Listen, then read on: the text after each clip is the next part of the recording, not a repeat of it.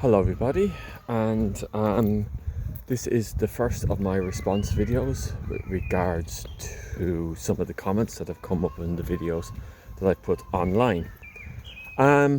So I intended to do a few of these response videos for some comments that I have read over the next while. In particularly every couple of weeks I intend to put one up. Now, first off, from the outset, let's get straight why I make these videos and put them up.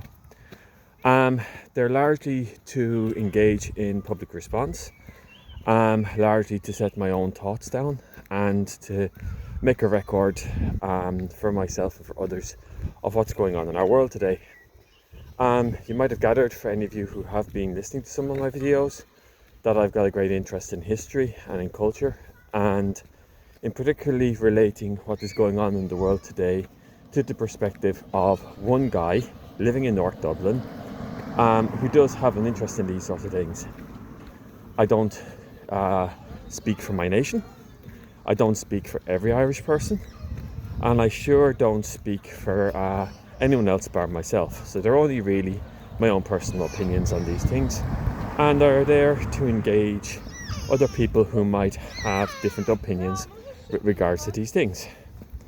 So, with that being said, let's get on to the actual topic I want to talk about today, which is the topic of immigration. So, despite the fact that my videos are largely to do with what is going on internationally, there have been a few people who have made comments with regards to immigration here in Ireland and to a lesser extent abroad. Particularly negative comments with regards to assuming what my opinion is regarding immigration.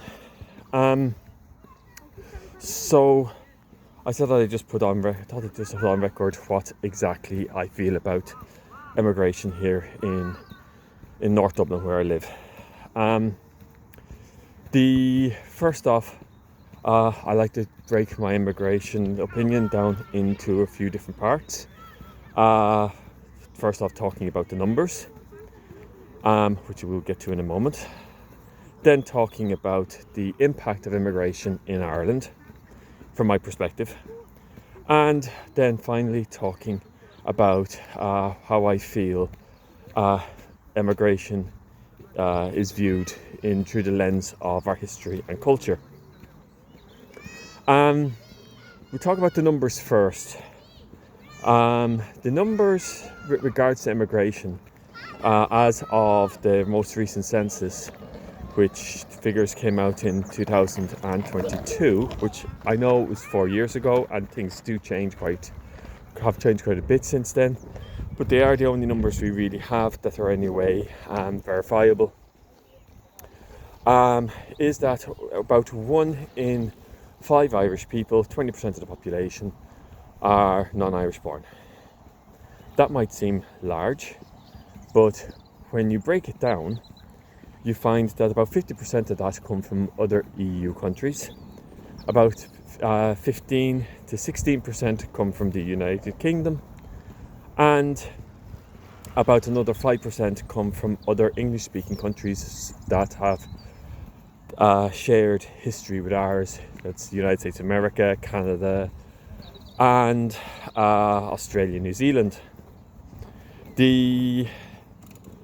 After that, then you also have another roughly 16%, which come from South America, in particular places like Brazil.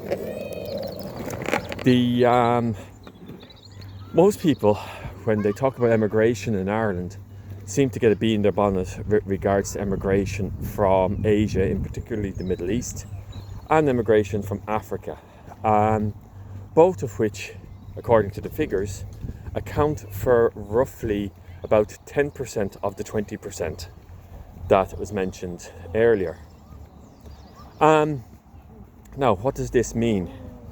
So, from my perspective, this means that yes, we have a fairly substantial non-Irish population here, but we don't have the same issues with regards to cultural integration and difference in perspective that other states might have. Ireland is definitely not like Italy or like Greece, which have had large amounts of immigrants from North Africa and the Middle East, or like Poland and Eastern Europe, which have had to take in large amounts of refugees from the Ukrainian war. We do our best on either case, but we don't have a huge amount of numbers.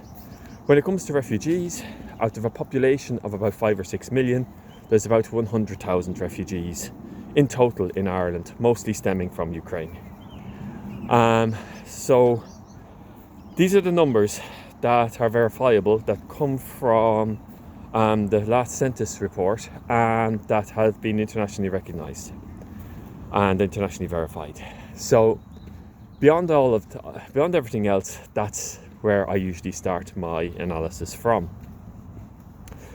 Now, when it comes to the impact that immigrants have in Ireland, basically you can see a lot of people who are non-Irish, especially around my region of Dublin, and on the whole they get on reasonably well, if pretty well, with Irish people. The crime figures are quite low when it comes to immigrants. They're much higher when it comes to native born, according to An Garda Síochána. And unfortunately, however, the crimes that do take place tend to get mentioned quite a lot in the news, and tend to cause a lot of scandal. This is just human nature. This is just part of vilifying others to define yourself, which is a thing that every culture has, and Ireland is no different.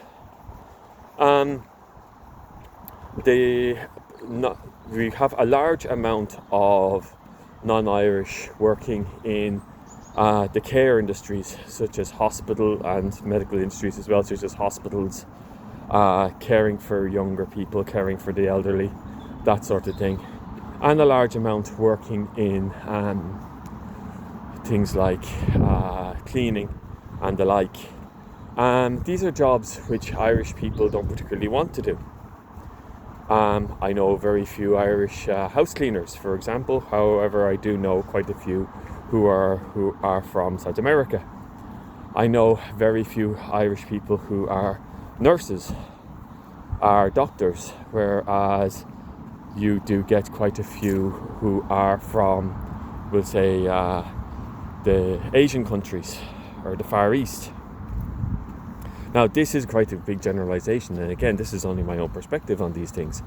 But when it comes to people who aren't originally born in Ireland, they do fulfil quite important roles in our society, roles where Irish people, for whatever reason, haven't slotted into those roles.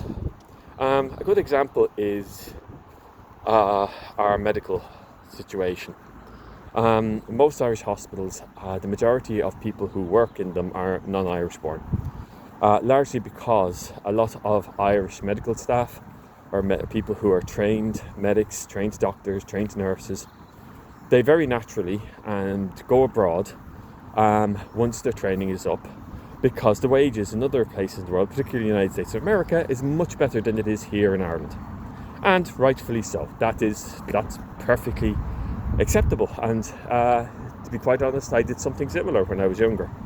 Went abroad, made a bit of money, came back to Ireland, bought my own place. Don't begrudge anybody that, but it does mean to say that we don't have very many people who are fulfilling the roles who are actually from Ireland. Again, I'm talking in great generalities here. I'm not taking any specific case, and I'm only seeing it from my perspective. So if anybody wants to disagree with me on any of these points, please do so in the comments. But this is from basically what I can see, living close to a very large hospital here in North Dublin. So that's the first case. All right, how they've impacted Irish society. Now, culturally, And historically, I can't see how the majority of Irish people would have a problem with other people coming here to get in a new life or to escape a bad situation in their own countries. We've done it for a long time. Ever since the times of the famine, or even before that, Irish people have gone abroad in times of hardship and lived in other countries, sent money home to family, and basically tried to live our lives the way we want to live in these other places. Very, very famously in America, in Britain, in Australia, New Zealand, but also in other far-flung places like, for example, Argentina, Mexico, South Africa, and other locations around the world. So we've done it as part of our cultural heritage, and I don't think there's an Irish family here who can point to nobody in their family having left the island for economic reasons, in particular, in the last 50 years or so. So the second thing with regards to it is that this phenomenon of emigration coming into Ireland is relatively new for us. In the 1980s, 1990s, there was very few people who were non-Irish living here, except for people from Britain, of course. This is a relatively new thing, and I think as a culture we are still coming to terms with it. We're not sure how to react to it. The next point I wanted to make is a historical point with regards to this idea of the Great Replacement theory that has been bandied around by people who have a nervousness, to be very diplomatic, with regards to immigration. Now, the theory goes that large amounts of people from a distinctly different culture will move into an area and subsume the people who are living there, either by living in a segregated life away from the others, not integrating, or by outpopulating the native culture. Now, honestly, when you look back in history, this has never actually happened, except in cases where you actually have something else contributing to it, such as a massive disease. The example being the Columbian Exchange in America. Diseases from Europe wiped out 9 out of 10 people of the native population, leaving the areas that we call North and South America largely without any people living there on the whole, and ripe for colonization from European states. In Ireland, we have had several cases of, we'll say, emigration in the most loosely termed fashion, coming into the country, which has upset the original culture that was here. The Vikings being an example, the Normans, the British Tudor invasions, and the Cromwellian invasion being the 4 key examples that I normally refer to when I talk about immigration. All of these, this brought in between 5 and 15% of the population. But there's a key difference between these and what's going on right now. First off, these are all from basically one ethnic group. Whereas migration into Ireland now comes from vastly different ethnic groups. Even if you say that some people share the same religion, there's a vast difference between a Syrian and an Iranian and an Afghan. Huge difference. So that's the first.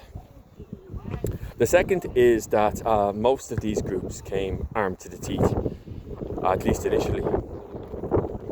Again, which is not happening now. Like, you don't see a vast horde of soldiers appearing off the Irish coast, right, ready to invade. Like, that's just not happening. And anybody who thinks it is suffering from severe delusions. Thirdly, despite these invasions and despite other attempts at cultural displacement here in Ireland, such as the previously mentioned time of the famine, the Irish culture has survived. We're still here. We still speak the Gaelic language. We still play this Gaelic sports. We still have our dancing, our music. We still have our traditions. Yes, they've changed. But look, any culture that doesn't change dies. It's simple as that. You have to have change within the culture, whether you like it or not. Otherwise, the culture withers, fades away. And we have been particularly good at adapting other people's good ideas into our culture in the past. For example, right, the Vikings came to Ireland around 1,000 years ago, a little over 1,000 years ago. Before that, there was no major cities or towns in Ireland. Yes, there was a couple of towns set up mainly by Christian groups, but there was no major cities, right, to speak of. The Vikings were the first city builders. They built the major cities and they engaged in a lot of trade, in so much that we adopted Viking words like lung for ship and maraga for market into the Gaelic language, which supplanted the old Irish words for these. So we basically adapted the Viking traditions to ourselves. The same happened with the Normans when it came to agricultural techniques. The same happened with the Tudors and the Cromwell invasions and everything else. Yes, they were terrible, and they had caused an awful lot of damage, and we have to look back at these periods in time and accept that. But our culture adapted, and our culture persevered, and our culture endured. And we're still here today. I, for one, strongly believe that we can survive just a couple of thousand people turning up at our doorstep these days without panicking. Right? Our culture is robust enough to be able to survive that. And maybe from these other cultures, if we are open and if we wish to learn from them and get to know them, we might be able to adapt some positive aspects of their culture into ours. Like, who knows?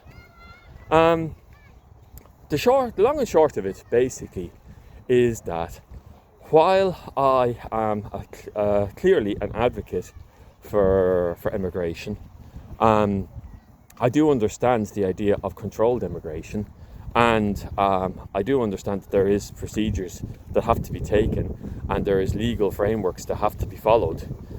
But I think that Ireland in particular, we don't need to be going down the American route or the British route or the route of some groups in Europe with regards to panicking over immigration. As I said, one in five people in Ireland are not Irish born. Yet, of that 1 in 5, over 50%, almost 70% of that comes from Britain, America, or the UK. And the groups which usually cause the most amount of wringing of hands and clutching of pearls amount for only less than 5%. Like, come on, let's get real about this. So, I hope that clears it up. I'd be interested to see what the comments are going to be with regards to this. Please keep your comments respectful and civil. If you can't do that, then, if you're not really promoting your own side of the argument too well. I'd be interested in seeing how people feel about this. And again, this is just my perspective.